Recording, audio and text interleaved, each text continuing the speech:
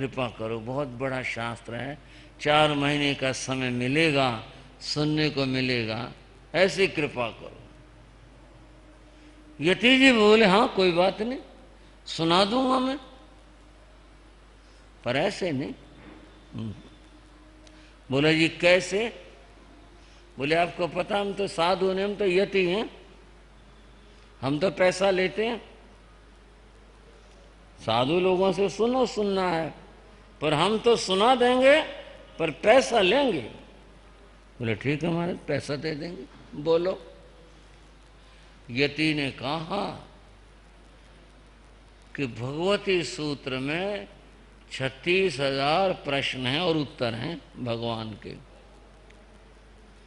मैं एक प्रश्न सुनाऊंगा, उत्तर सुनाऊंगा, और आपको मेरी चौकी के ऊपर एक सोने की मोहर चढ़ानी पड़ेगी।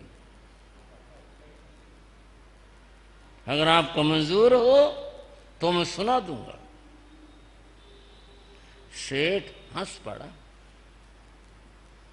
ऋषभ विहार वालों, कुछ बात बता रहा हूं, कुछ बीती बातें जो इतिहास की कड़ियां बन गई। सेठ हंस पड़े, बोले और? बोले बस इतना ही है।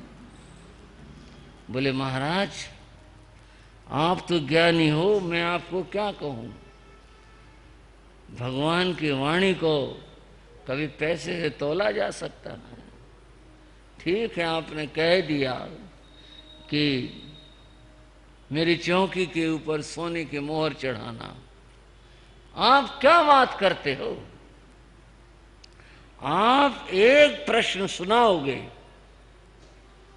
उसकी एक मोहर चढ़ाऊंगा, और एक उत्तर सुनाओगे, एक उसकी मोहर चढ़ाऊंगा। कुछ और ना समझ लेना, न कोई भगवती सूत्र का मामला महाराज सुना रहे हैं, कुछ और समझ बैठो कभी। मैं केवल श्रद्धा की बात बता रहा हूं। उस व्यक्ति में कितनी श्रद्धा होगी। पैसा तो बंधुओ तब बहुत लोगों पर था, और आज बहुत लोगों पर है, पर ये श्रद्धा ये किसी किसी के पास होती है।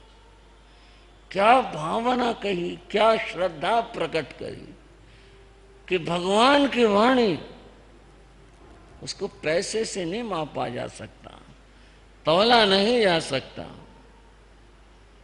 और कहो तो कुछ और भी प्रस्तुत है। कितनी बात श्रद्धा की, और बड़ी बात है भगवान की वाणी के प्रति कितनी आस्था और कितनी श्रद्धा है। और ये बात होकर नहीं रही। सेठ ने चातुर्मास करवाया, और करवाया चातुर्मास, और जो बात हुई थी वो की। उन्होंने भगवती सूत्र सुनाया, और सेठ थैली लेके बैठता था सोने की मोहरों की, और जहां एक प्रश्न हुआ चढ़ा दिया, समाधान हुआ एक और चढ़ा दिया। और यूं बंधुओं वहां वो वाचना हुई और चली थी। एक चीज है श्रुत प्रेम। क्या चीज कही मैंने? श्रुत यानी ज्ञान, ज्ञान के प्रति प्रेम होना, श्रुत से प्रेम होना। जिसको ज्ञान से प्रेम होता है, ज्ञान उसी के पास आता है, और उसी के जीवन में ज्ञान बिखरा करता है, खिला करता है, प्रकाश फैलाता है। जिसके जीवन में श्रुत ज्ञान से प्रेम होता है। एक हमारे मत इसी परंपरा के महान आचार्य हुए, आचार्य श्री अमोलक ऋषि जी महाराज। नाम सुना होगा, अच्छे से सुना होगा। श्री अमोलक ऋषि जी महाराज, ये ऋषि संप्रदाय के वो थे, आचार्य बने। इस तरह की परंपराओं की जो भी बात है, श्री अमोलक ऋषि जी महाराज विद्वान थे। उस समय तक श्री अमोलक ऋषि जी महाराज का जो युग रहा बहुत पुराना नहीं था। श्री मायाराम जी महाराज और श्री अमोलक ऋषि जी महाराज समकालीन थे, और उनकी भेंट का जिक्र श्री अमोलक ऋषि जी महाराज की पुस्तक के एक प्रस्तावना में भी आता है कि हमारे को वहाँ श्री मायाराम जी महाराज मिले थे और हमारी इस बारे में चर्चा हुई थी। तो बहुत पुराने नहीं हैं। बंधुओं, विद्वान थे, उन्होंने सोचा शास्त्रों का हिंदी अनुवाद नहीं है। उस समय तक शास्त्रों का हिंदी अनुवाद नहीं हुआ था। वो एक पुरानी शैली थी, उसको टब्बा कहते थे। जैसे उदाहरण के लिए, जैसे धर्म शब्द आया गाथा में, शास्त्र गाथा में, तो उसके नीचे जो है वो धम्मो शब्द का अर्थ धर्म, बस इतना लिख दिया। ये शैली थी। जो कठिन शब्द हुआ उसका नीचे अर्थ लिख दिया ब्रैकेट में, ये अर्थ है। पढ़ने वाला अपने आप लगाता रहो उसको। जो एक शैली होती अनुवाद की टीका के, वो थी नहीं, अनुवाद ही नहीं हुआ था हिंदी में। उनके मन में आया कि हिंदी में शास्त्रों का अनुवाद किया जाए, और ये कार्य उन्होंने शुरू भी कर दिया। एक और भी बात बता दूं, सबसे पहले जैन आगमों का इस स्थानकवासी परंपरा में, इस परंपरा में अनुवाद करने वाले श्री अमोलक ऋषि जी महाराज थे। बाद में और लोग हैं, और संत हैं, और आचार्य हैं। सबसे पहले उन्होंने किया था, तो उन्होंने ये काम शुरू कर दिया। काम तो शुरू कर दिया। वो जमाना बहुत कठिनाइयों का जमाना था। ये सब कागज कलम, इससे लिखा जाता था, कलम से।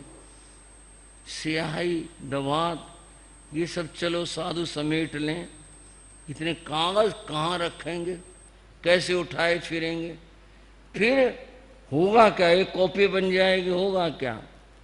प्रश्न था प्रकाशन का, छपाए कौन? अगर नहीं छपे तो फिर फायदा क्या होगा, एक कॉपी बन के रह जाएगी। उस समय बंधुओं महेंद्रगढ़ के श्रेष्ठी थे सेठ ज्वाला प्रसाद। ज्वाला प्रसाद को तो मैंने नहीं देखा, हमारे से पहले के गुरु महाराज योगीराज जी के अच्छे भगत थे, आते थे दर्शन करने के लिए, पर हमारे समयों से पहले हमने नहीं देखा। हाँ, ज्वाला प्रसाद की बड़ी बेटी थी, उसको हमने देखा, वो दर्शन करने आती थी, उसको हमने देखा। तो मेरे याद है कि गुरु महाराज बताया गया ज्वाला प्रसाद की लड़की है, बड़ी थी, बड़ी उम्र में देखा था हमने। कहने का मतलब बहुत पुराने नहीं है, यूं कहें भाई होंगे सैकड़ों साल पुराने, वो ऐसा कोई मामला नहीं है, निकट का मामला है। सेठ ज्वाला प्रसाद दर्शन करने के लिए आए श्री अमोलक ऋषि जी महाराज के, और वो किसी रूप में इस बात का जिक्र आ गया। जैसे भी आया, श्रुत प्रेम के बात यहां समझना। ज्वाला प्रसाद हाथ जोड़ के बोले, गुरु महाराज ये अवसर मुझे दे दो। भाइयों, भाई किताब छपानी है, महाराज जी कितना खर्चा आएगा, वो खर्चा तो प्रेस वाला बताएगा। ठीक है, ये थोड़ा चंदा हम भी लिखवा देंगे। थोड़ा व्यंग सा हो गया, मैं कोई व्यंग तो नहीं कर रहा, मैं मनोभावना की बात कर रहा हूं। ज्वाला प्रसाद श्रेष्ठी बोले कि ये अवसर मुझे दे दो। बोले भी ठीक है, जैसा अगर आपकी ऐसी भावना है तो ठीक है, कोई बात नहीं। वो रहने वाले बंधु इधर हरियाणा महेंद्रगढ़ के थे, काम उनका हैदराबाद में था। तो बोले जी ठीक है, इनके छपवाने की जिम्मेदारी मेरी है, मैं छपवाऊंगा। छपवा कर ढेर लगा दिया, होगा क्या, उससे क्या बनेगा, ढेर लगा दिया। ज्वाला प्रसाद ने कहा मैं छपवाऊंगा भी और फिर मैं हर क्षेत्र में भिजवाऊंगा भी, मेरा काम है ये। उन्होंने श्री अमोलक ऋषि जी महाराज ने आगम टीका की, 32 शास्त्र पर की, बहुत मुश्किल काम था। इस काम को करने के लिए बंधुओं इतना आसान काम नहीं था। उन्होंने एकाशने करने शुरू किए। भाई समय तो बचाना है, अब समय कैसे बचे, एकाशना किया। 2 बात होंगी, कर्म निर्जरा होगी, दूसरी बात एकाशन तप का अपना प्रभाव होगा, तप के प्रभाव से कुछ उसकी महिमा होगी, मेरा समय बचेगा। तब उन्होंने एकाशन करके इन 32 शास्त्रों की हिंदी लिखी, हिंदी टीका की।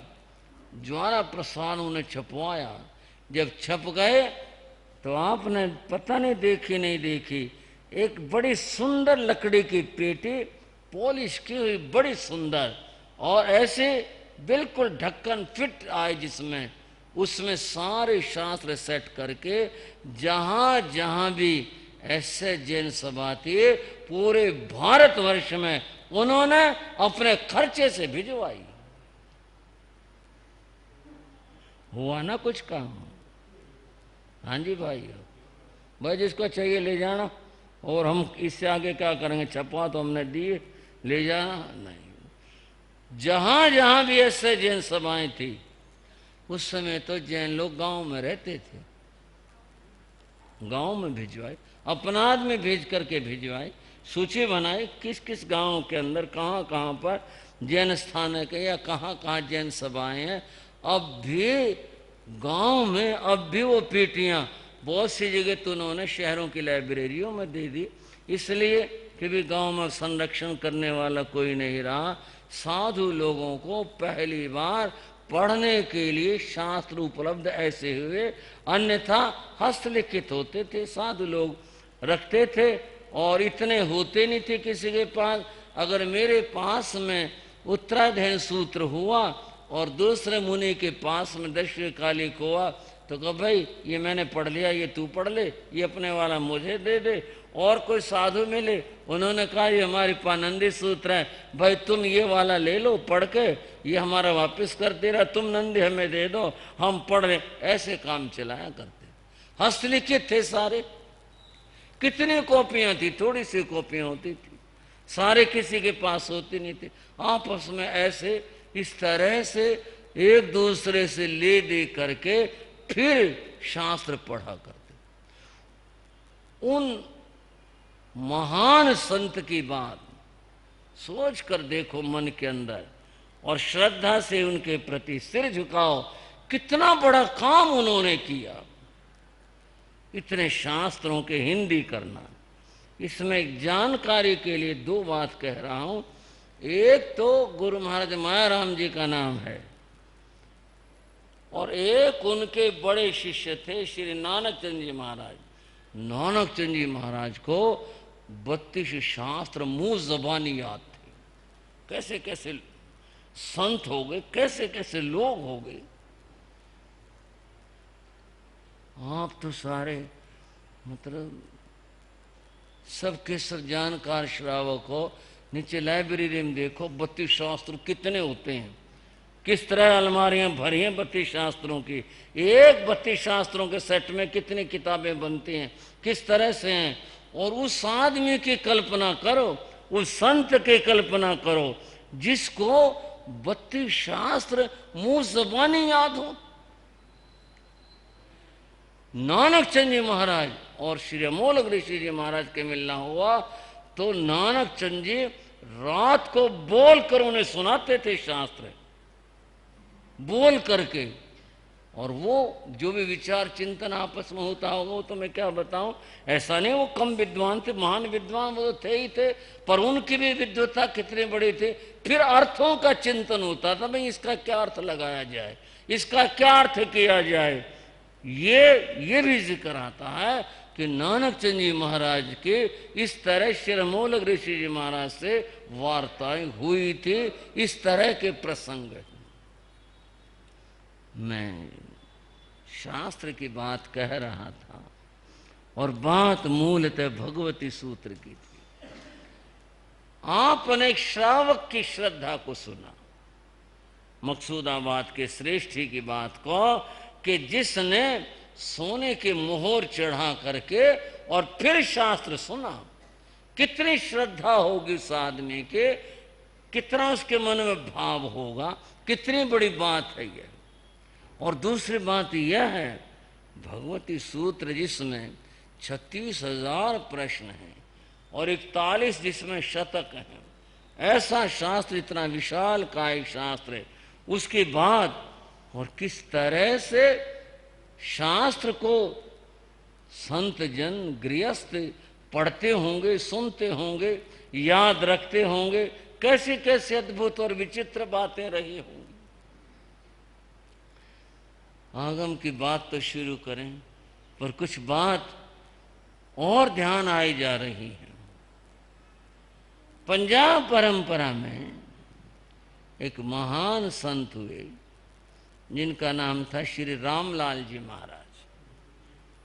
क्या नाम लिया? पढ़ा रामलाल जी को? नहीं पढ़ा? हाँ, चलो मैं बता देता हूँ, कोई परीक्षा वाली कोई ऐसी बात नहीं, सहज सी बात है।